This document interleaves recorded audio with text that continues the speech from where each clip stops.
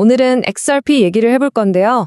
단순히 오르내리는 가격 차트 말고 그 속에서 벌어지고 있는 아주 근본적인 변화에 대한 이야기입니다. 자, 아마 많은 분들이 이런 생각하실 거예요. 아니, 좋은 소식은 계속 나오는데 왜 XRP 가격은 이 모양일까? 그쵸? 오늘 바로 이 미스터리의 핵심을 한번 파헤쳐 보겠습니다. 그러니까 우리가 매일 보는 이 가격 차트, 이건 사실 거대한 빙산의 아주 작은 일각에 불과해요. 오늘 저희는 이 수면 아래, 보이지 않는 곳에서 어떤 거대한 움직임이 일어나고 있는지, XRP 생태계의 본질이 어떻게 바뀌고 있는지 한번 들여다보려고 합니다. 진짜 이유는 거기에 숨어 있을지 모르거든요. 그 해답의 실마리는 바로 XRP의 정체성, 그 아이덴티티가 바뀌고 있다는 데 있습니다. 예전처럼 단순히 결제 수단으로만 보기엔 이제 너무 많은 게 달라졌다는 거죠. 하나의 자산으로 진화하고 있는 겁니다. 이 과정을 보면 딱 두 단계로 나눌 수 있어요. 첫 번째 단계, 원래 XRP의 임무는 뭐였죠? 맞습니다. 해외 송금 같은 걸 빠르고 싸게 처리하는 도구였어요. 그런데 지금은 두 번째 단계로 넘어가고 있습니다. 제도권 금융상품 안에서, 그러니까 전문적인 틀 안에서 스스로 수익을 만들어내는 투자 자산으로요. 이건 완전히 다른 게임이 시작됐다는 뜻입니다. 자, 그럼 이런 진화가 그냥 말로만 그치는 게 아니라 실제 시장에서 어떻게 구체적으로 나타나고 있는지 한번 보시죠. 먼저 세계에서 규제가 가장 까다롭기로 소문난 미국 시장부터 한번 들여다볼게요. 미국에서 아주 흥미로운 서비스가 나왔어요. 개인 투자자들을 위한 건데요. 여기 보이는 세 회사가 손을 잡았습니다.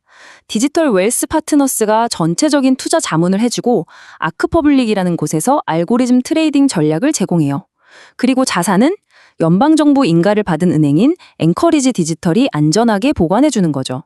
각자 자기 전문 분야에서 딱딱 역할을 맡는 구조입니다. 이 서비스의 목표가 뭔지 CEO의 말을 들어보면 명확해져요. 에린 프리즈 CEO가 이런 말을 했습니다. 지금까지는 기관 투자자들만 이런 정교한 전략을 써왔다. 이제 개인들도 똑같이 누릴 때가 됐다.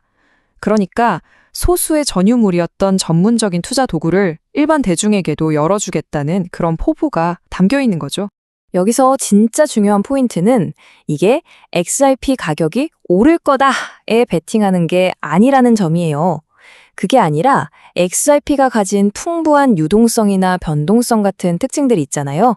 이걸 이용해서 세금 혜택을 받는 은퇴 계좌 안에서 인간의 감정은 싹 빼고 기계적으로 꾸준한 수익을 쌓아가는 전략인 거죠.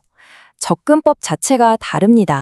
자, 미국 얘기를 봤으니 이번엔 지구 반대편 아시아로 한번 가볼까요?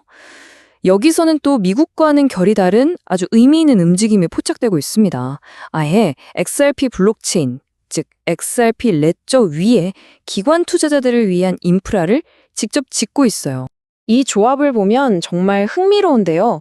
일본의 거대 금융그룹 SBI 그리고 리플의 합작사가 있죠. 여기에 XRP 레저 위에서 디파이 기술을 개발하는 도플러 파이낸스, 그리고 싱가포르 정부의 정식 인가를 받은 SBI 디지털 마켓까지. 한마디로 전통 금융의 묵직함과 암호화폐 기술의 날카로움이 제대로 만난 겁니다. 그럼 이들이 뭘 하려는 걸까요? 목표는 아주 분명합니다. 기관들이 가진 XRP를 그냥 금고에 잠가두는 게 아니라 이걸로 이자를 벌 수 있는, 즉 일하는 자산으로 만들겠다는 거예요. 그것도 안전하고 투명한 방법으로요. 이를 위한 판을 처음부터 깔고 있는 거죠.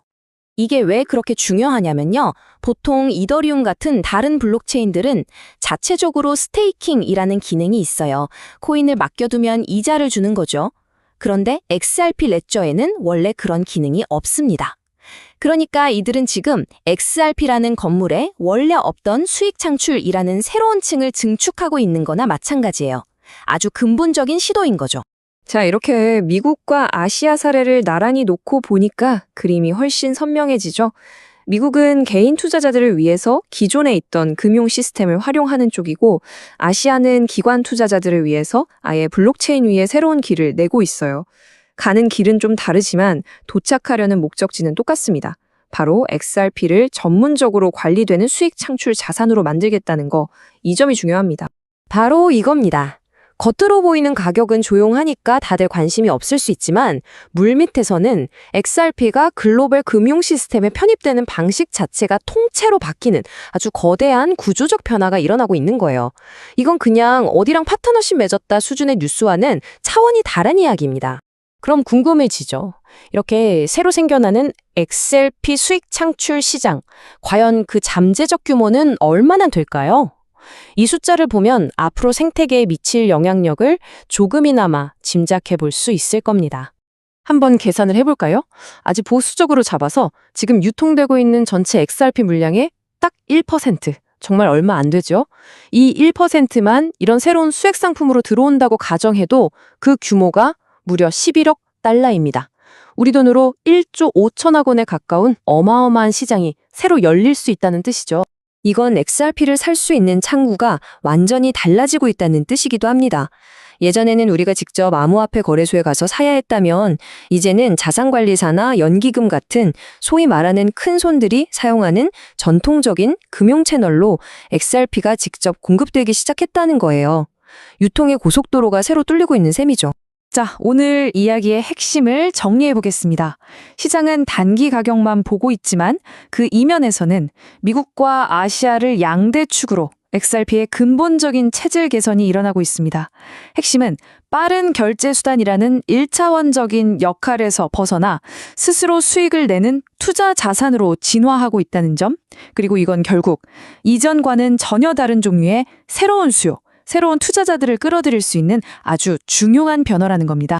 오늘 우리는 XRP를 둘러싼 이 조용하지만 거대한 구조적 변화를 추적해봤습니다. 결국 이 모든 이야기는 하나의 질문으로 귀결됩니다. 한 자산의 쓰임새, 즉 그 존재의 이유가 근본적으로 진화할 때 과연 시장은 그 자산의 가치를 어떻게 다시 평가하게 될까요? 그 답은 아마 앞으로 우리가 시장에서 직접 목격하게 될 겁니다.